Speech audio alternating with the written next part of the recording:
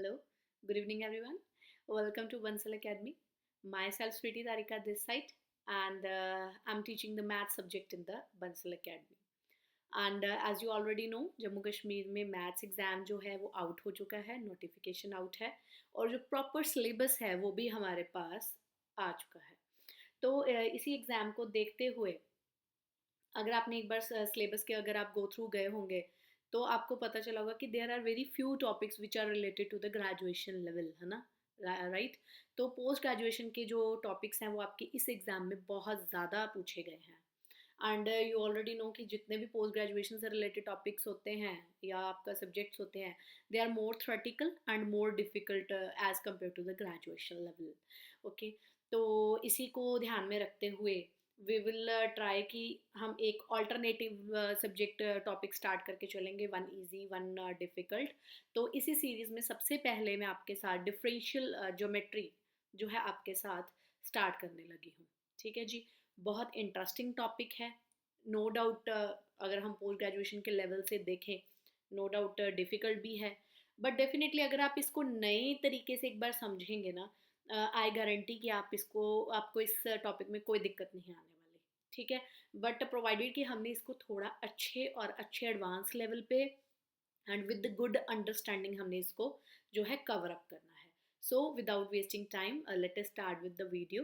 And more over one more thing कि जब हम इसको स्टार्ट करेंगे I will try my level best कि हम जो इसमें कर्व्स का टॉपिक आता है वो हम मतलब ज़्यादा से ज़्यादा उसकी विजुअलाइजेशन देखें। जैसे फॉर एंड एग्जांपल, साइक्लॉइड आपने बहुत बार सुना, हेलिक्स आपने बहुत बार सुना, बट कभी आपने हेलिक्स और साइक्लॉइड देखा या वो कैसे बनते हैं वो आपने देखा? तो इसी चीज़ों को हम ज़्यादा पहले बेसिक्स में प्रेफरेंस देंगे in the first lecture.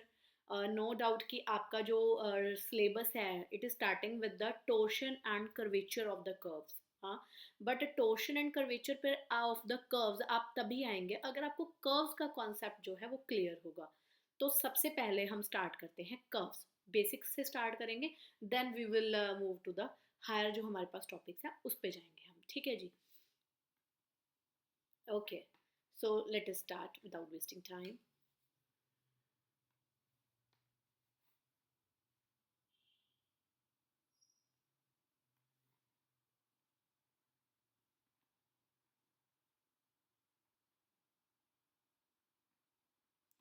Differential geometry.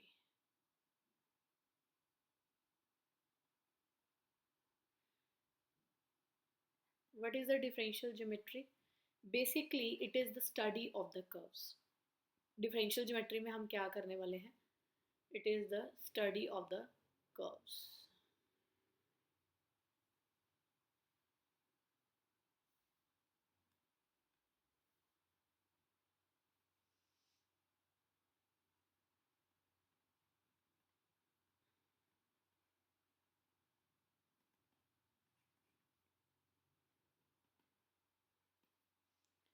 Differential geometry is study of curves. Curves आपके पास दी गई होंगी, plane curve, space curve etcetera, और उन कर्व्स पे हमने जो भी हम उसके बारे में स्टडी कर सकते हैं कि what about the tangent at a point, what about the normal at a point. अभी तक आपने टेंजेंट या नॉर्मल आपने डेफिनेटली पढ़ा हुआ है, बट जितना आपने पढ़ा है that is in the plane curve या उसको आपने इम्प्लिसिट फॉर्म में पढ़ा हुआ है। डिफरेंशियल ज्योमेट्री में हम इसको पैरामीटराइज फॉर्म में ज़्यादा पढ़ेंगे। ठीक है जी, तो differential geometry is the study of the curve. जो इसके ऊपर टोर्शन होता है, कापा के फोर, जो भी इसके ऊपर है टोर्शन, कर्वेचर, कापा वगैरह जो हम इसके ऊपर डिनोट करते हैं वो सब कुछ हम इसमें पढ़ते हैं, that is called differential geometry. Okay, all right. तो डिफरेंशियल ज्योमेट्री पढ़ने से पहले हमें कुछ वेक्टर्स के टर्म्स क्लियर होनी चाहिए। Vectors, what about the vector? देखिए, अगर आप एक प्लेन में बात करते हैं, just a minute,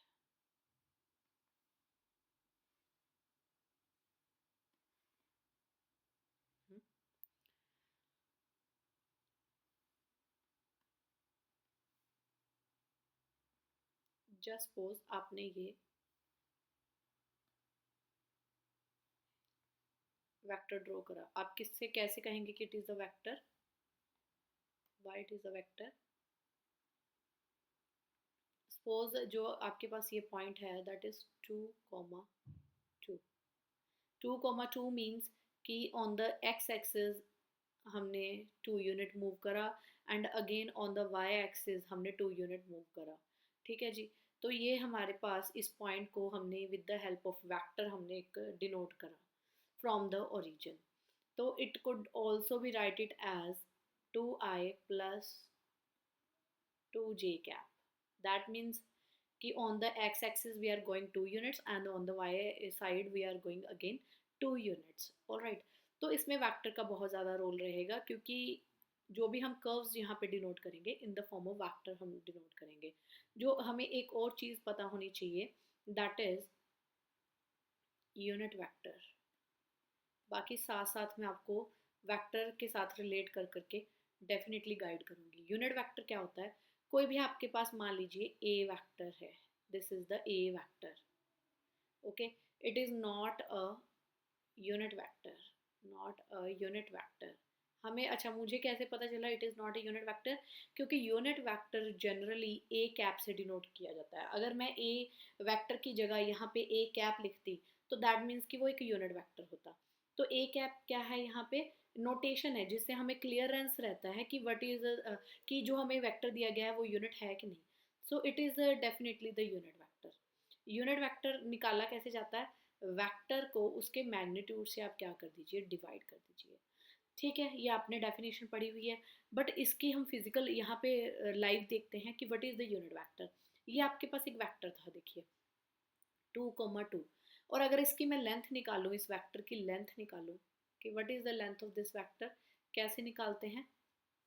as we are measuring this vector from origin, so 2 minus 0 का होल स्क्वायर, 2 minus 0 का होल स्क्वायर, तो that is the 4 plus 4, that is under root 8, 2 under root 2 is the length of this vector। what is the length of this vector?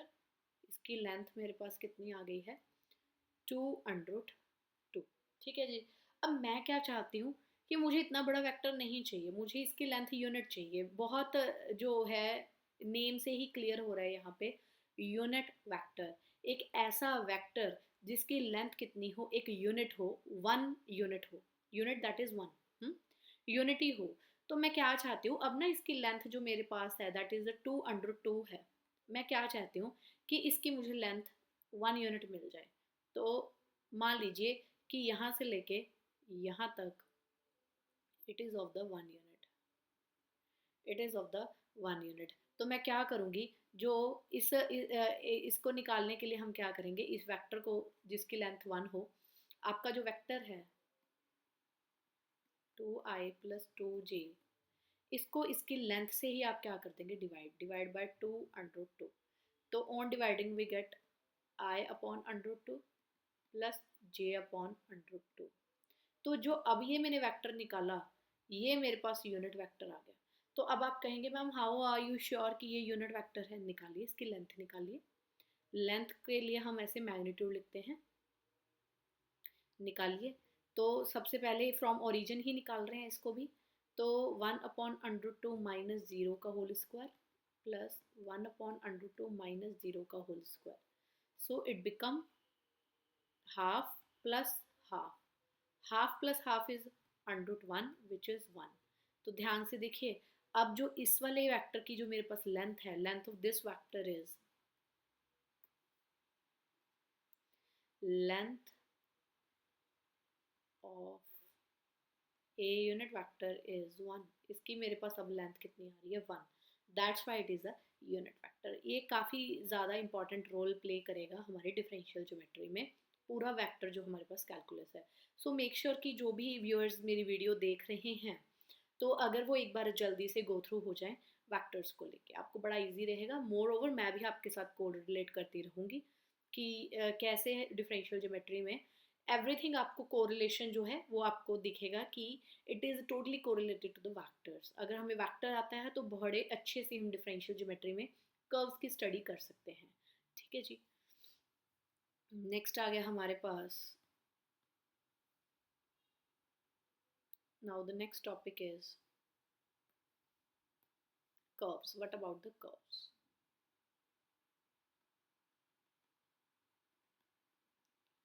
Generally curves को जब भी हम define करते हैं तो उसको ऐसे डिफाइन करते हैं कि it is a function of X Y Z equal to some constant c1 and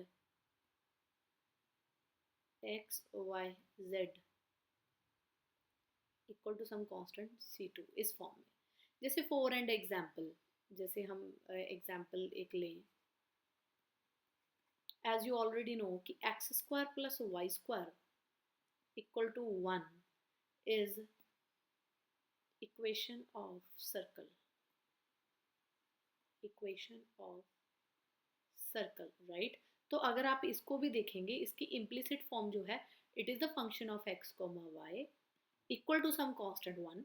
that is जो मेरे पास c1 है वो इस केस में बेटे क्या है, 1 है. सो c1 की वैल्यू मेरे पास कितनी होगी, 1.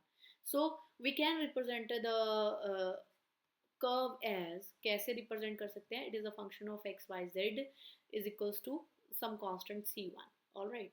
एंड फंक्शन ऑफ, वैसे ही इक्वल टू कांस्टेंट फॉर्म में हम इसको रिप्रेजेंट कर सकते हैं, डिपेंड की हमारे पास कर्व कैसी है. ठीक है जी. तो ये हमारे पास कर्व आ गई. अब आप कहेंगे मैम यहाँ पे z तो प्रेजेंट नहीं है. Actually it is a curve on the plane. Plane के ऊपर एक कर्व थी, ये हमारे पास सर्कल जैसे हम बनाते हैं.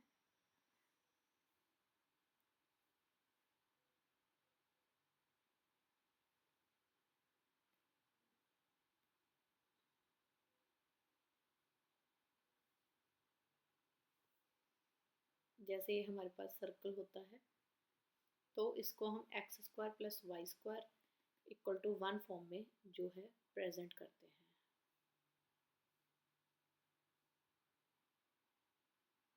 ठीक है जी. तो क्योंकि ये स्पेस में नहीं था, दैट्स वाई हमने इसको X square plus Y square equal to 1 लिखा. तो यहाँ पे सिर्फ एक्स और वाई का फंक्शन है. अगर मैं मान लीजिए 3D में बात करती हूँ, तो अगर 3 डायमेंशनल ज्योमेट्री की बात करूँ, अगर मैं बात करूँ सफेयर की, what is the equation of sphere of 1 unit, X square plus Y square plus Z square equal to 1.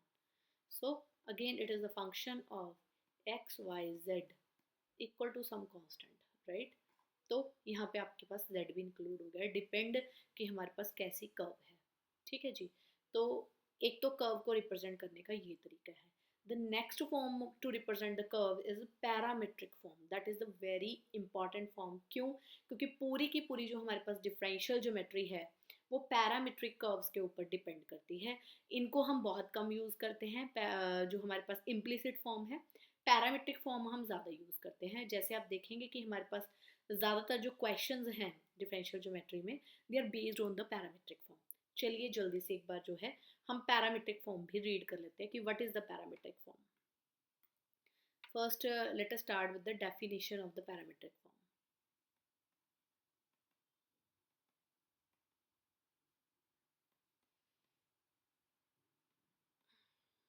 Definition of parametric form.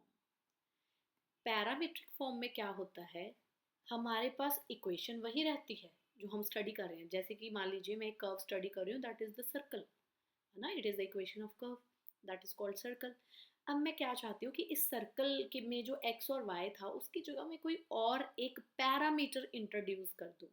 अब आपको शायद मेरे बोलने से नहीं समझ आ रहा होगा, बट डोंट वरी, अभी हम डिस्कस कर सकते हैं कि क्या है पैरामीट्रिक फॉर्म. ठीक है, पहले मैं आपके साथ डेफिनेशन डिस्कस करती हूँ, then we will move to the example so that कि आपको अच्छे से समझ आ जाए. पैरामीट्रिक फॉर्म क्या है, इट रिप्रेजेंटेड एज गामा. ठीक है, गैमा. और gamma it is a function. Obviously हम इसकी कोई डोमेन होगी, डोमेन मान लीजिए मैंने ए कोमा बी कोई एक इंटरवल ले लिया है, तो इंटरवल से मेरे क्या निकल के आते हैं, पॉइंट्स निकल के आते हैं.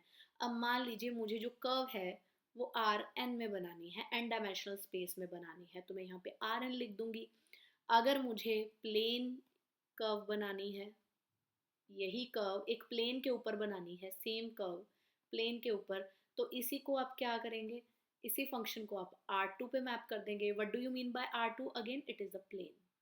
तो जो आपकी कर्व है वो जाके कहाँ पे चिपक जाएगी, एक प्लेन के ऊपर, आपके एक पेन, जो यहाँ पे आपका नोटबुक है, एक नोटबुक के ऊपर आपके बन जाएगी प्लेन कर्व, ठीक है जी। और उसके बाद आ गया नेक्स्ट स्पेस कर्व।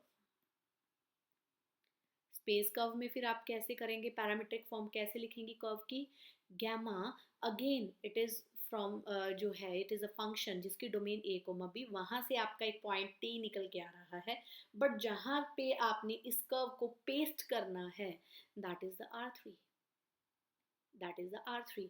R3 का मतलब यहाँ पे क्या हुआ, 3 डायमेंशनल में एक, मान लीजिए मैं कर्व बना रही हूँ, जस्ट सपोज इसका बड़ा अच्छा आपके साथ मैं एग्जांपल डिस्कस कर सकती हूँ कि मान लीजिए आपके बेड के ऊपर ब्लैंकेट पड़ा है और आपने क्या करा, उसको पकड़ के ऐसे छंड दिया, मतलब आपने उसको ऐसे करके जस्ट आप उसको डस्टलेस करना चाहते हैं जस्ट सपोज, ठीक है।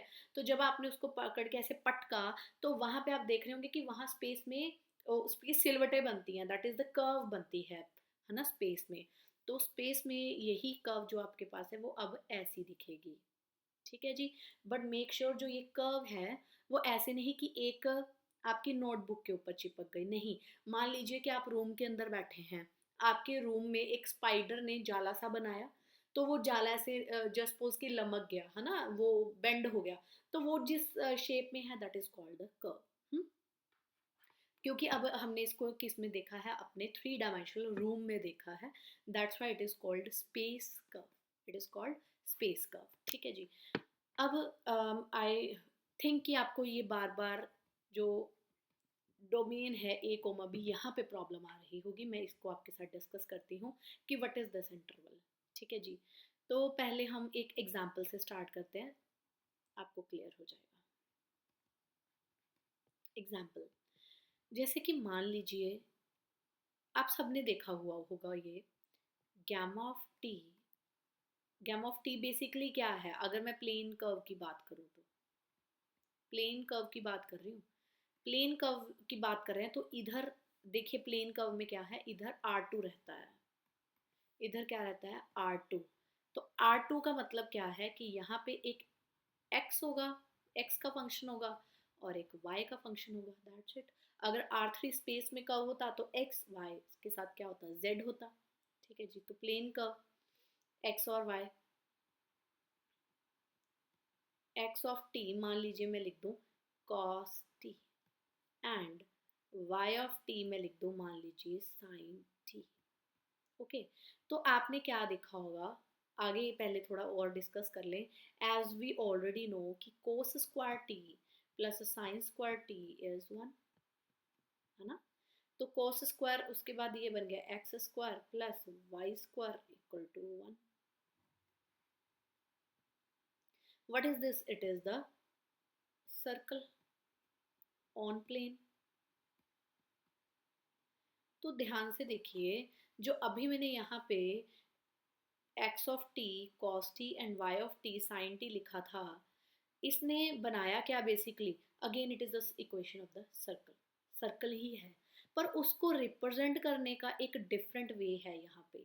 और जब मैं इसको रिप्रेजेंट कर रही हूँ तो आप बड़े ध्यान से देख रहे होंगे कि यहाँ पे कुछ एक्स्ट्रा टी आ गया है मेरे पास, राइट, कुछ एक्स्ट्रा टी आ गया है मेरे पास। तो यहाँ पे जो t है it is working as a parameter, t is parameter. What is the definition of parameter, कि मैंने अपनी तरफ से एक वेरिएबल इंट्रोड्यूस करा, अपनी तरफ से वेरिएबल इंट्रोड्यूस करा, और जो मेरे x और y हैं उस पैरामीटर के ऊपर डिपेंड कर रहे हैं, बट बेसिकली वो जो एक कर्व है वो सेम वही रह रही है। जैसे मान लीजिए सर्कल है ना, वही है X square plus Y square equal to 1, पर अब इसको देखने का मेरा जो नजरिया है वो चेंज हो गया, it is cos square plus sine square t equal to 1। तो मैंने कॉस को क्या पुट कर दिया x, और साइन स्क्वायर को क्या, साइन को क्या पुट कर दिया y, तो it is again a circle. तो यहाँ पे मैंने एक्स्ट्रा टी पैरामीटर जो है वो इंट्रोड्यूस करा है, और that's why it is called parameter. अभी आप देख रहे होंगे कि मैंने टी इंट्रोड्यूस करा, तो मैं कैसे गामा यहाँ पे रिप्रेजेंट करूंगी, अब इसी फॉर्म में, ऊपर वाली फॉर्म में आपके साथ में इसको डिस्कस कर रही हूँ। देखिए गामा इट इज अगेन एक इंटरवल a कोमा b से R2 तक जाएगा, सर्कल की वही बात चल रही है, ठीक है। अब आपने गामा जो है, ध्यान से आप देखेंगे कि गामा ऑफ टी लिखा गया है यहाँ पे, है ना। तो जो टी है वो कहाँ से आ रहा है, टी जो टी है आपके पास वो इसी इंटरवल a कोमा b से उठाया जा रहा है, equal to it is cos of t comma sine t. क्योंकि R2 में है तो यहाँ पे दो मेरे पास टपल्स यहाँ पे मेरे पास रहेंगे basically. Just a minute everybody.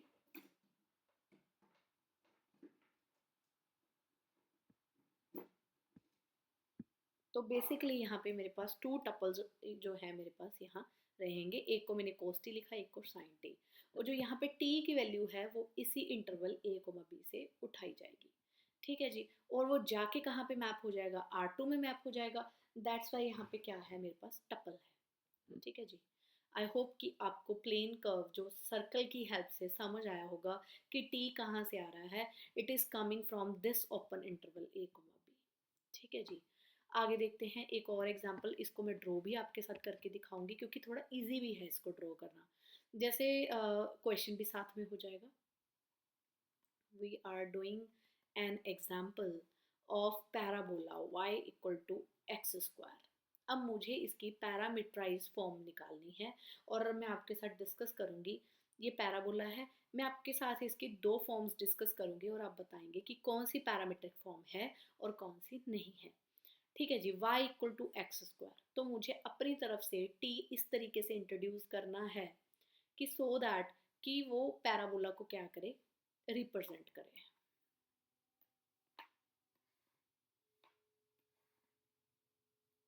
y equal to x square का जो मेरे पास पैराबोला वो कैसे बनता है,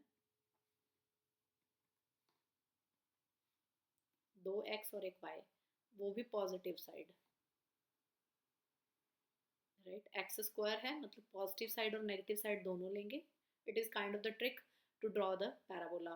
और y यहाँ पे पॉजिटिव साइन है, कहीं पे भी नेगेटिव साइन नहीं दिख रहा, तो y का एक पॉजिटिव साइड ले लेंगे। So it is y equal to x square का पैराबोला। ठीक है जी। अब क्या है, आप क्या पुट करिए, x की वैल्यू ना t पैरामीटर रख दो, आप x की वैल्यू क्या रख दो, t। तो अगर आप x की वैल्यू t रख रहे हैं तो y की वैल्यू अपने आप, x की वैल्यू t पुट करने पे y की वैल्यू अपने आप ही t स्क्वायर आ गई हमारे पास। ठीक है जी।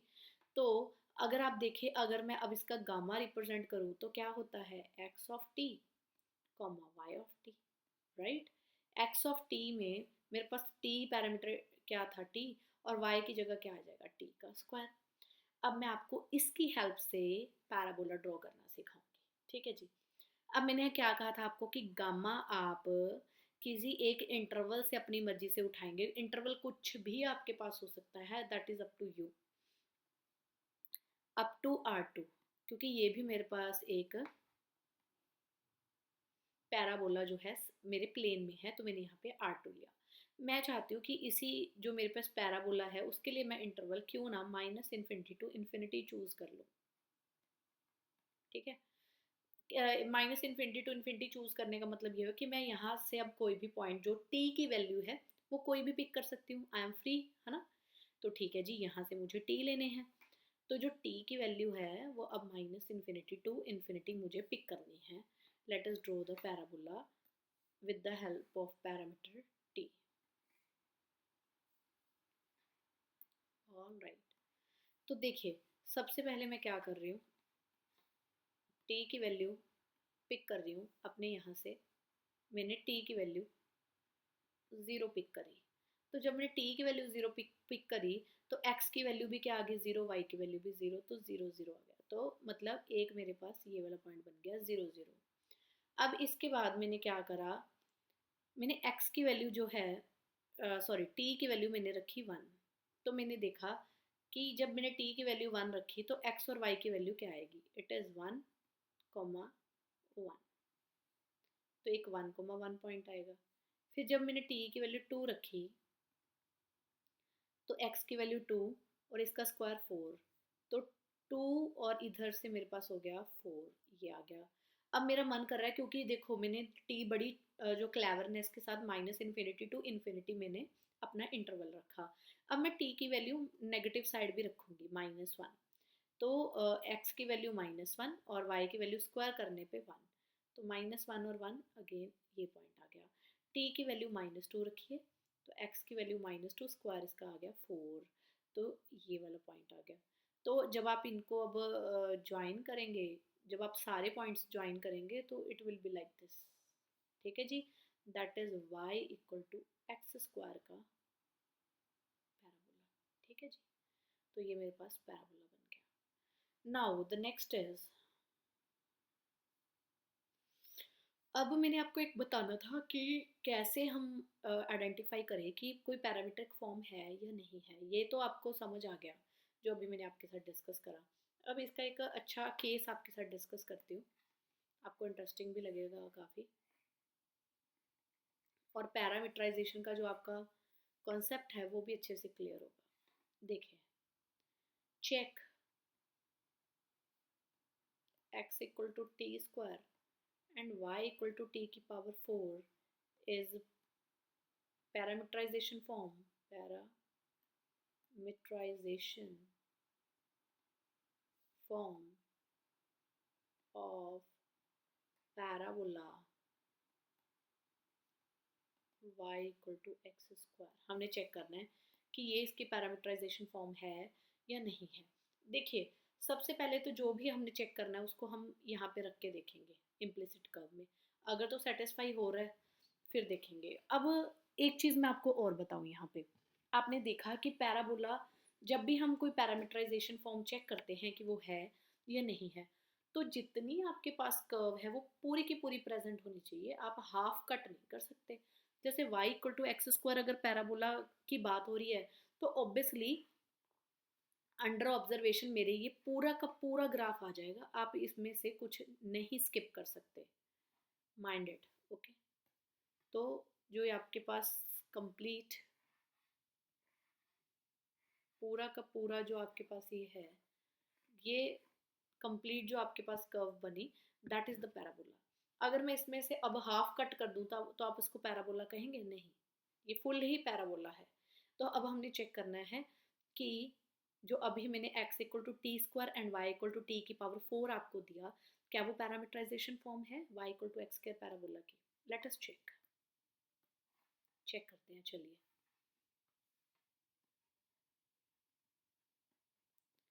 सबसे पहले तो हमारे जो माइंड में आता है कि हम यहाँ पे रख के देखें कि इसको सेटिस्फाई कर रहा है कि नहीं। y की वैल्यू मैंने रखी t की पावर 4 एंड x की वैल्यू रखी t स्क्वायर, उसका भी स्क्वायर था तो t की पावर 4। t की पावर 4 इक्वल टू t की पावर 4 सेटिस्फाई हो गया, तो एक बार आपको देखने में लग रहा होगा कि definitely it is the parametric form, parameterization हो गई है। अब क्योंकि मैंने आपको बड़े अच्छे से अभी सिखाया कि how to draw the parabola, so let us move to that concept now. तो आपको अब अच्छे से क्लियर हो जाएगा कि हमने क्या करना है, कैसे चेक करना है कि सच में पैरामीटराइजेशन फॉर्म है या नहीं है। Okay, late us start. तो स्टार्ट t इक्वल टू 0, तो x की वैल्यू मेरे पास अगेन 0, y की वैल्यू आ गई 0। ठीक है जी, ये मेरा पॉइंट प्लॉट हो गया। t की वैल्यू रखी मैंने जल्दी से 1, 1 रखने पे 1 1 आ गया, सेकंड और फोर्थ पावर करके। 2 रखी तो 2 का स्क्वायर 4 एंड इसकी पावर 4 16।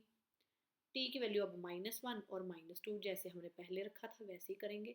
-1 रखने से अगेन 1 1, यहाँ पे 4 16।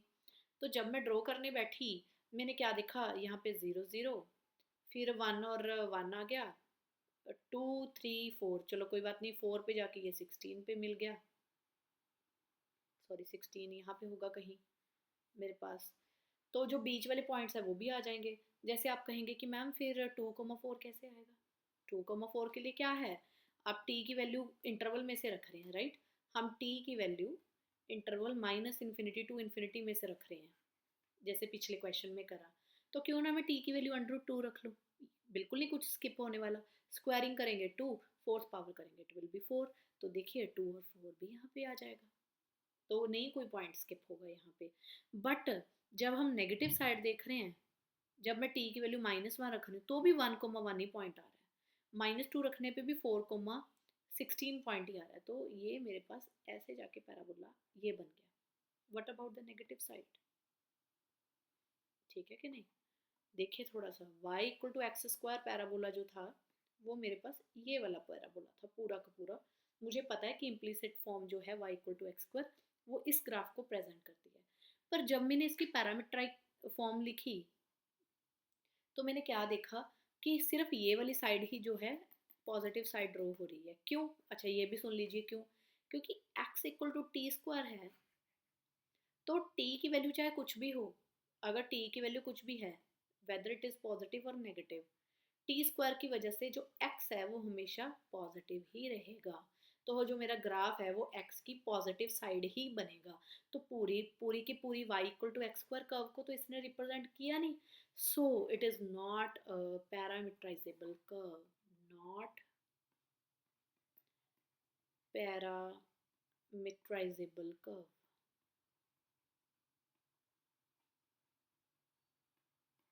Clear everybody? तो ये मेरे पास पैरामीटराइजेबल कर्व नहीं है।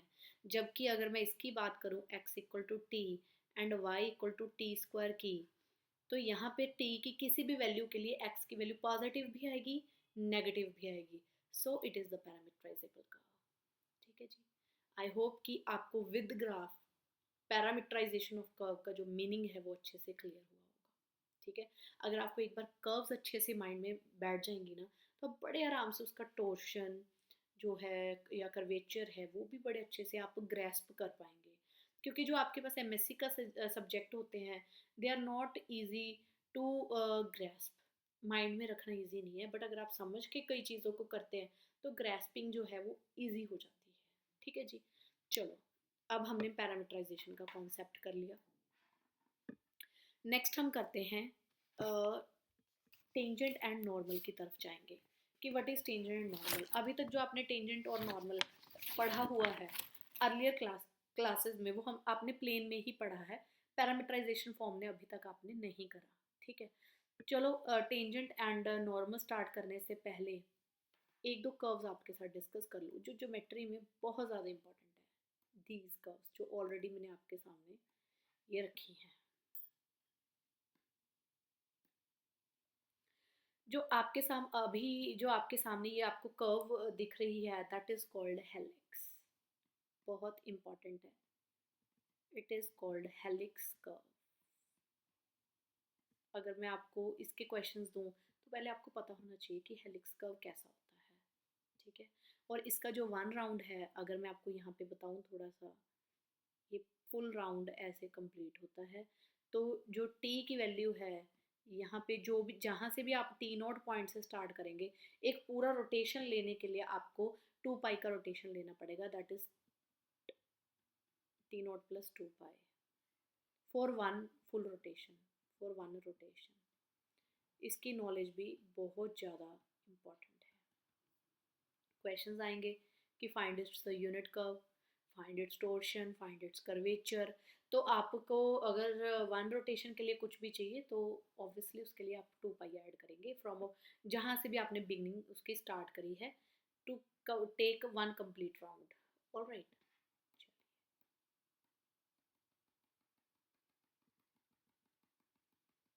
ठीक है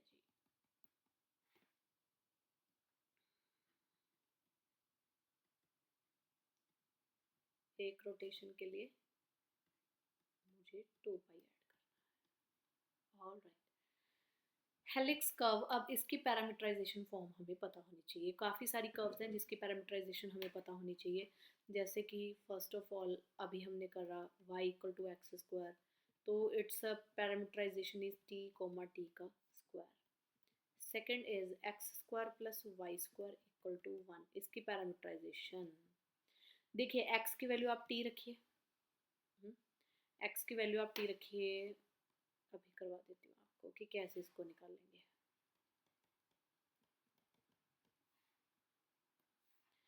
पुट x की वैल्यू t। अच्छा, मैंने x की वैल्यू t क्यों रखी, टी स्क्वायर फिर से मैंने क्यों नहीं रखा यहाँ पे, क्योंकि मैं चाहती हूँ कि जब मैं सर्कल बनाऊँ तो सिर्फ पॉजिटिव साइड ना बने, पूरा का पूरा मेरे पास सर्कल बने। वो तभी बनेगा अगर मैं x की वैल्यू t रखूँगी, and t is coming from the interval minus infinity to infinity, right. बाकी हमें डोमेन और रेंज इसकी पता ही है। सर्कल की क्या होती है, अगर मैं यहाँ पे टी के जो पॉइंट है, अगर यूनिट सर्कल है, अगर -1 to 1 भी लेके मेरी डोमेन चलूँगी तो भी कोई दिक्कत यहाँ पे नहीं रहेगी। ठीक है जी। तो आप x की वैल्यू यहाँ पे t रखिए, तो t² plus y² equal to 1, y equal to plus minus √1 minus t²। तो ये y की वैल्यू आ गई। अब आप यहाँ पे पैरामीटराइजेशन ऑफ कर्व में यहाँ पे y की value plus minus 1 minus t² लिखेंगे। अगर आप सिर्फ पॉजिटिव लिखते हैं तो दैट मीन्स कि जो आपके पास सर्कल है उसका सिर्फ अपर पोर्शन ले रहे हैं y का, that is the positive side जो इसकी डिनोट कर रही है। नेगेटिव में नीचे वाला आ जाएगा। पॉजिटिव नेगेटिव दोनों लिख रही हूँ, दैट मीन्स कि मैंने फुल सर्कल को क्या कर लिया है, कंसिडर कर लिया है। Now the third one is parabola हो गया हमारे पास, सर्कल हो गया टी की फॉर्म में। एक और पैरामीटराइजेशन फॉर्म है इसकी, that is sine T cos T comma sign T. ये भी इसकी पैरामीटराइजेशन है। एक से ज़्यादा पैरामीटराइजेशन इसकी पॉसिबल है किसी भी कर्व की, डिपेंड की वो हमें ढूंढना पड़ेगा। ठीक है जी। तो नेक्स्ट आ गया हमारे पास third one is it is of the parabola,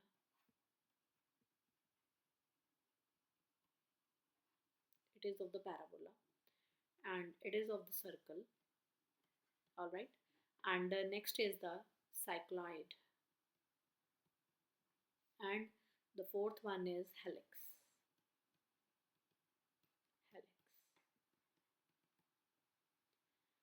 तो साइक्लॉइड जो है मैंने ये आपके लिए ड्रॉ कर रखा है। What is the cycloid?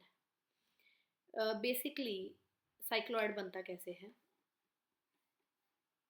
आपके पास एक सर्कल है, ठीक है जी।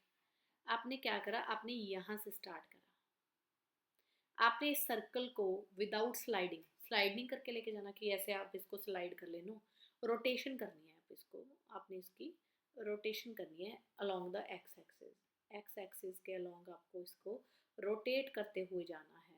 तो जो ये पॉइंट है ये फिर कहाँ कहाँ जा रहा है वो हमने देखना है। जैसे ये सर्कल थोड़ा आगे को रोटेट होगा यहाँ पे, तो आप क्या देखेंगे कि वो जो पॉइंट है वो यहाँ पे पहुँच गया। फिर जब आपने आगे रोटेट करा वो पॉइंट थोड़ा यहाँ पे पहुँच गया। फिर आपने जब यहाँ पे रोटेट करा तो वो पॉइंट ऊपर पहुँच गया। तो आप क्या देखेंगे, ऐसे ज्वाइन करते करते करते करते ये पॉइंट दोबारा से यहाँ आ जाएगा।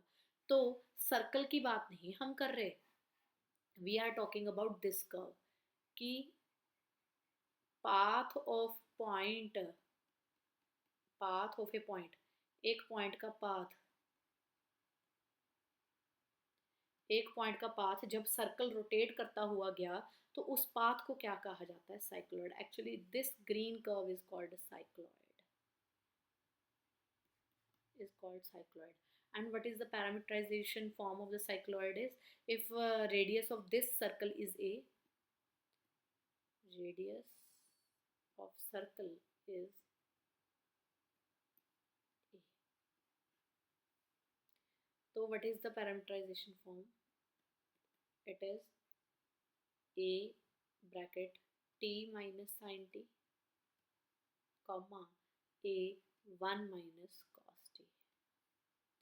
अगर आप a बाहर कॉमन भी निकाल ले तो भी कोई इशू नहीं है, t sin t comma 1 minus cos t।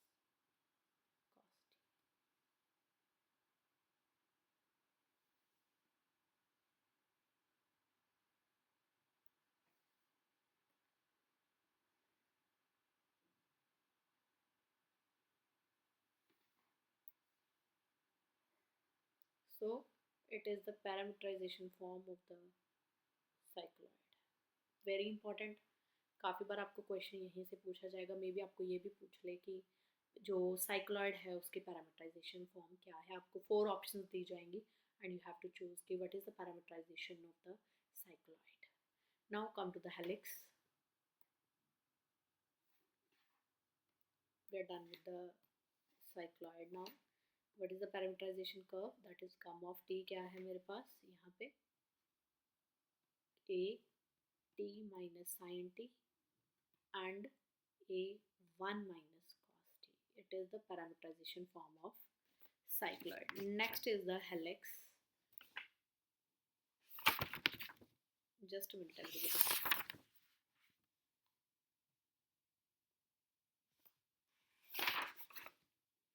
इसके बाद जो नेक्स्ट टॉपिक है हम टेंजेंट का करेंगे एंड जो है नॉर्मल का करेंगे. यस, काफ़ी क्वेश्चन जो हैं आपको डायरेक्टली पूछे गए हैं कि find the length of the cycloid, कहाँ तक आपको इसकी लेंथ पता करनी है एंड ऑल. एक आपको लॉगरिथमिक स्पायरल भी मैं आपको बताऊंगी कि लॉगरिथमिक स्पायरल क्या है. बाकी काफ़ी जो आपके पास जो कर्व्स हैं वो आपके साथ विद क्वेश्चन जो आपके पास आएंगे आपको, तब मैं थोड़ा आपको जो ग्रेस्प करने वाला होगा definitely I will guide you कि आपको किस तरीके से ग्रेस्प करना है.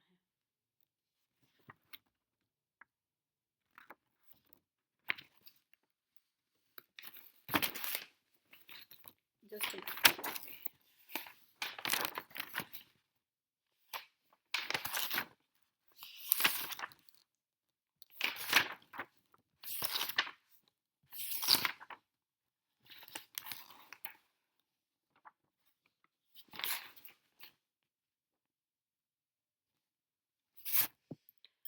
ठीक है जी. नेक्स्ट हम पढ़ते हैं साइक्लॉइड. एक जो मैंने आपको चीज़ बतानी है, पैराबोला है वो भी आपका एक प्लेन के ऊपर बन जाएगा, सर्कल भी आपका प्लेन के ऊपर बन जाएगा. साइक्लॉइड भी अगर आपने देखा हो तो सर्कल को ऐसे स्लाइड करते करते जो मेरे पास बना था ये वाला, that is the cycloid.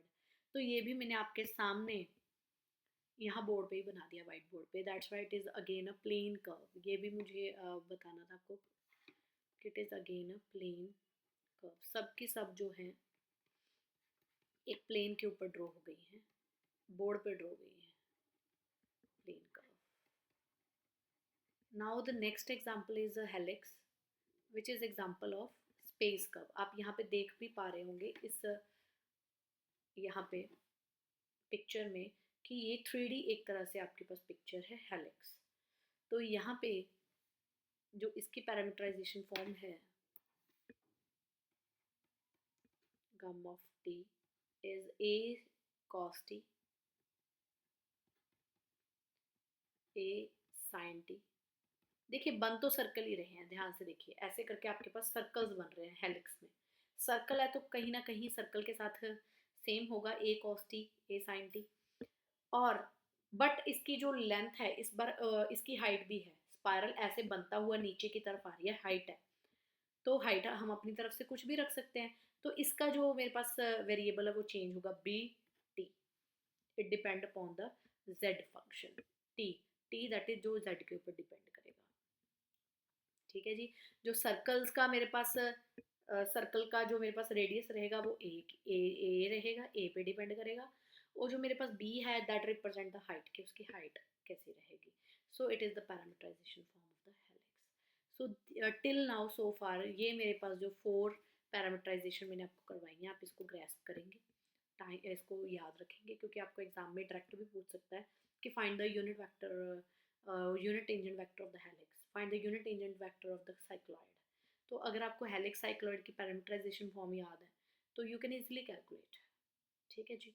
I hope कि ये लेक्चर आपको हेल्पफुल लगा होगा, आपको कर्व्स का बेसिक फंडा समझ आया होगा.